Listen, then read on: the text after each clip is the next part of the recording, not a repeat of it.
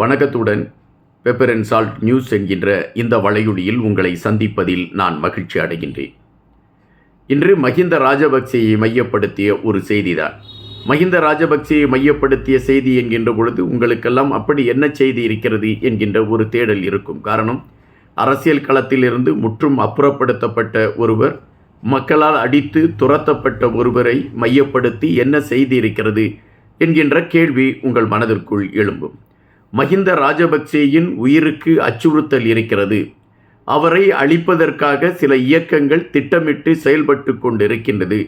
அதற்கான பல நகர்வுகள் நடந்து கொண்டிருக்கின்றது. எனவே இலங்கை அரசாங்கம் அவருக்கு கொடுத்திருந்த அந்த இராணுவ பாதுகாப்பை நீட்டிக்க வேண்டும் என்கின்ற கருத்தை வலியுறுத்தி அவருடைய கட்சியை சார்ந்தவர்கள் இப்பொழுது ஒரு அழுத்தத்தை கொடுக்க ஆரம்பித்திருக்கின்றார்கள். உண்மையிலே அவருடைய கட்சியை சார்ந்தவர்கள் சொல்லக்கூடிய அந்த களத்தின் அடிப்படையில் மஹிந்த ராஜபக்சே அவர்களுடைய உயிருக்கு அச்சுறுத்தல் இருக்கிறதா? அவர்கள் குறிப்பிட்ட அந்த சில இயக்கங்கள் உண்மையிலே மஹிந்த ராஜபக்சேவை அழிக்க வேண்டும் என்கின்ற நிலைப்பாட்டில் பயணிக்கிறார்களா? இதுதான் இன்றைய பிரதான கேள்வியாக இருக்கின்றது.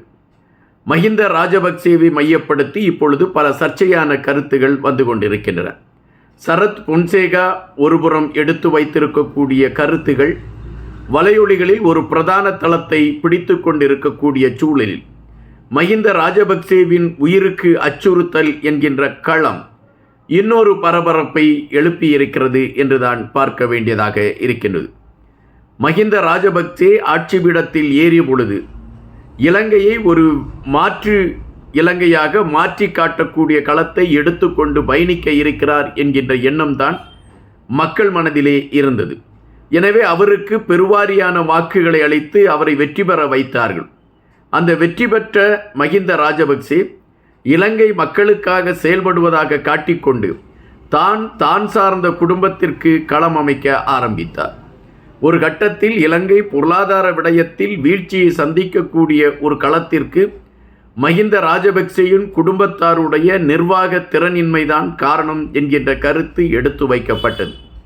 எனவே மஹிந்த ராஜபக்சேயும் அவர் குடும்பத்தை சார்ந்தவர்களையும் நாட்டை விட்டு வெளியே ஓட வைக்க வேண்டும் என்கின்ற நிலைப்பாட்டை பலர் எடுத்தார்கள். அதற்கான போராட்டங்கள் அரங்கேற்றப்பட்டது. இலங்கை கண்டிராத போராட்டமாக அது மாறியது. அந்த போராட்டத்தின் விளைவாக மஹிந்த ராஜபக்சே இலங்கையிலிருந்து அகதியாக ஓடக்கூடிய ஒரு சூழல் ஏற்பட்டது. அதன் பின்பு ரணில் விக்ரமசிங்கே ஆட்சியை தொடர்ந்தார். ஆட்சியிலே அவர் ஜனாதிபதியாக பதவியேற்று அவர் ஆட்சியை தொடர்ந்தார். இப்பொழுது அனுரா அவர்கள் மக்கள் வாக்குகளை பெற்று ஆட்சி பீடத்தில் அவர் ஆணித்தரமாக தன்னுடைய இருக்கையை பதிவு செய்திருக்கின்றார்.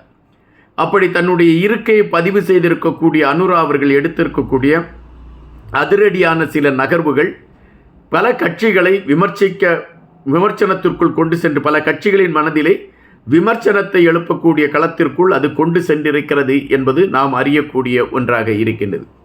அப்படி என்ன விடயங்களை எடுத்துக்கொண்டு அனுரா அவர்கள் பயணிக்கிறார் என்கின்ற பொழுது இலங்கையில் பிரதான களமாக இருப்பது பொருளாதார விடயத்தின் வீழ்ச்சிதான். எனவே இந்த பொருளாதார விடயத்தின் வீழ்ச்சியிலிருந்து இலங்கையை மீட்டெடுக்க வேண்டுமென்றால் ஒரு தேவையற்ற செலவுகளை குறைக்க வேண்டும் என்கின்ற ஒரு அழுத்தம் அனுரா அவர்களுக்கு ஏற்பட்டிருக்கிறது. அதுபோல உலக வங்கி, நீங்கள் இவ்வளவு இராணுவ வீரர்களை வைத்துக்கொண்டு அவர்களுக்கு நீங்கள் சம்பளம் கொடுத்து உங்களுடைய நிதியில் பெரும் பகுதியை நீங்கள் தேவையில்லாமல் செலவு செய்து கொண்டு இருக்கின்றீர்கள்.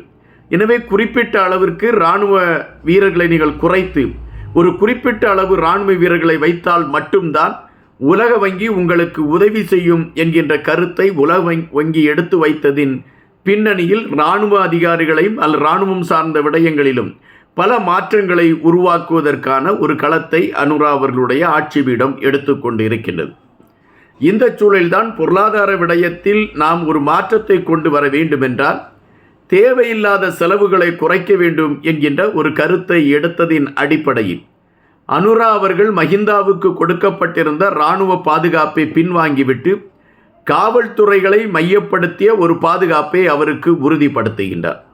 இதற்கு முன்பு மஹிந்தாவுக்கு 200 இராணுவ வீரர்கள் பாதுகாப்பில் இருக்கக்கூடிய ஒரு களம் இருந்தது. எனவே அது பின்வாங்கப்பட்டு இப்பொழுது காவல்துறை அதிகாரிகளின் பாதுகாப்பில் மஹிந்தா இருக்கக்கூடிய ஒரு சூழல் உருவாகி இருக்கிறது. இது அந்த மஹிந்தா கட்சியை சார்ந்தவர்களுக்கு இது ஒரு நெருடலாகவே இருக்கின்றது. எனவே மீண்டும் அந்த இராணுவம் சார்ந்தவர்களுடைய பாதுகாப்பு மஹிந்தாவிற்கு தேவை என்பதை மையப்படுத்தி கொண்டு அவர்கள் சில கருத்துக்களை பதிவிட ஆரம்பித்தார்கள், அல்லது சில பொய்யான தகவல்களை அவர்கள் ஜோடிக்க ஆரம்பித்தார்கள். அப்படி அவர்கள் ஜோடித்த அந்த பொய்யான தகவல்களில் பிரதானமாக இருக்கக்கூடிய கருத்து ஒன்றுதான். அந்த கருத்து என்னவென்றால், மஹிந்த ராஜபக்சேவுக்கு பல அமைப்புகளில் இருந்து ஒரு அச்சுறுத்தல் இருக்கிறது, கொலை அச்சுறுத்தல். குறிப்பாக தாயக மண்ணில் விடுதலைக்காக போராடிய அந்த இயக்கத்தை சார்ந்தவர்கள் சார்பிலும் மஹிந்த ராஜபக்சேவிற்கு ஒரு அச்சுறுத்தல் இருக்கிறது என்கின்ற கருத்தை அவருடைய கட்சியை சார்ந்தவர்கள் பதிவு செய்திருக்கிறார்கள். உண்மையிலே இயக்கத்தை சார்ந்தவர்களால் மஹிந்த ராஜபக்சேவுக்கு ஒரு உயிர் அச்சுறுத்தல் இருக்கிறதா என்கின்ற கேள்விக்குள் நாம் போகின்ற பொழுது, 2009 பின் இயக்கம் எந்தவிதமான ஆயுதம் சார்ந்த விடயங்களில் அவர்கள் கவனம் செலுத்தி அதற்கான ஒரு போராட்ட களத்தை அவர்கள் எடுக்கவில்லை. சுமார் 15 ஆண்டுகள் இயக்கம் சார்ந்த எந்தவிதமான பதிவுகளும் பதிவாகவில்லை. அப்படிப்பட்ட சூழலில் இயக்கத்தை சார்ந்தவர்களால் தனக்கு உயிர் அச்சுறுத்தல் இருக்கிறது என்கின்ற ஒரு கதை மஹிந்தாவால் உருவாக்கப்படுகிறது என்றால் இதன் பின்னணியை நாம் ஆராய வேண்டிய ஒன்றாகவே இருக்கின்றது. மீண்டும் மீண்டும் இயக்கம் சார்ந்த கருத்துக்களை பதிவிட்டு ஒரு இயக்கத்தை மீண்டும் மீண்டும் ஒரு தவறான ஒரு இயக்கமாக மக்கள் மன்றத்திலே கொண்டு வந்து நிறுத்த வேண்டும் என்கின்ற நிலைப்பாட்டை எடுத்துக்கொண்டு மஹிந்த ராஜபக்சே வயகராக்கள் செயல்படுகிறார்களா என்கின்ற கேள்வி வருகின்றன. அதுபோல ஒரு அனுதாபமான வாக்குகளை தன்பக்கம் திருப்புவதற்கான முயற்சிகளை எடுப்பதற்கு மஹிந்தா இதுபோன்ற கதைகளை கட்டி அமைத்து அதை மக்கள் மன்றத்தில் கொண்டு செல்கிறாரா என்கின்ற கேள்விகளும் எழும்பாமல் இல்லை. மஹிந்த ராஜபக்சேயை பொறுத்த மட்டில் அவர் இப்பொழுது வயது மூத்த ஒரு நிலையில் இருக்கக்கூடிய மனிதர். அப்படி வயது மூத்த ஒரு நிலையில் இருக்கக்கூடிய மனிதரை அழிக்க வேண்டும் என்கின்ற நிலைப்பாட்டை எந்த இயக்கமும் இப்பொழுது எடுக்குமா என்றால் அது கேள்விக்குறி. இந்த ஒரு பயத்தை தனக்கு சாதகமாக பயன்படுத்தி கொண்டு இராணுவ வீரர்கள் 200 பேரை தன்னுடைய பாதுகாப்புக்கு வைத்து கொண்டு முன்பு போல அந்த மிட்டா மிராசுதாரர் போல செல்வதற்கான களத்தை உருவாக்குவதற்கான முயற்சிகளை மஹிந்தா எடுத்துக்கொண்டு இருக்கிறார் என்பதாகத்தான் நாம் இங்கு உணர வேண்டியதாக இருக்கின்றது. அது சரத் பொன்சேகா அழகாக குறிப்பிட்டிருப்பார்.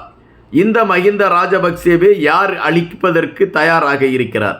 இல்லாத ஒன்றை கற்பனையாக வடித்து கொண்டு இது செயல்பட இருக்கிறது என்று பொய்யான தகவல்களை இந்த மஹிந்தா எடுத்து வைத்து கொண்டிருக்கிறார். அப்படி மஹிந்தாவை அழிக்க வேண்டும் என்றால் களத்தில் நின்று போராடிய எங்களை அல்லவா அந்த இயக்கத்தை சார்ந்தவர்கள் அழிக்க வேண்டும். இது மஹிந்தா ஒரு பொய்யை பரப்புவதற்கான முயற்சிகளை எடுத்துக்கொண்டு இருக்கிறார் என்கின்ற செய்தியை சரத் பொன்சேகா பதிவிட்டிருக்கின்றார். மஹிந்த ராஜபக்சே கிளப்பி இருக்கக்கூடிய இந்த புதிய பூதம் எந்த கோணத்தில் விடிவடைய போகிறது என்பதைத்தான் நாம் பார்க்க வேண்டியதாக இருக்கின்றது. நன்றியுடன் இன்பா.